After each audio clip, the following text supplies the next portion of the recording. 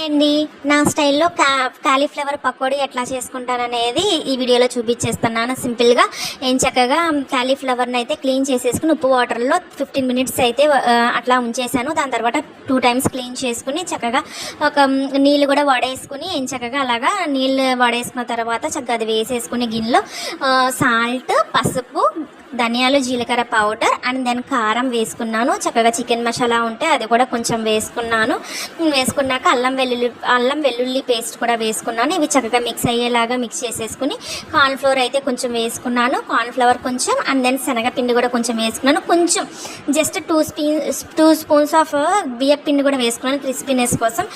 చక్కగా అట్లాగా మిక్స్ చేసుకుని పక్కన పెట్టేసుకుని పచ్చిమిరకాయలు స్లైసెస్ కట్ చేసుకుని కరివేపాకు కూడా క్లీన్ చేసుకుని అక్కడ పెట్టేసుకున్నాను. ఏం చక్కగా అట్లా వేసుకుని వేగిపోయిన తర్వాత ఒక 2 మినిట్స్లో కంప్లీట్ అయిపోద్ది అనుకున్నప్పుడు చక్కగా కరివేపాకు అండ్ దాని పచ్చిమిర్చి కూడా వేసుకుని చక్కగా చేసుకున్నాను. ఎట్లా ఉందని కామెంట్ సెక్షన్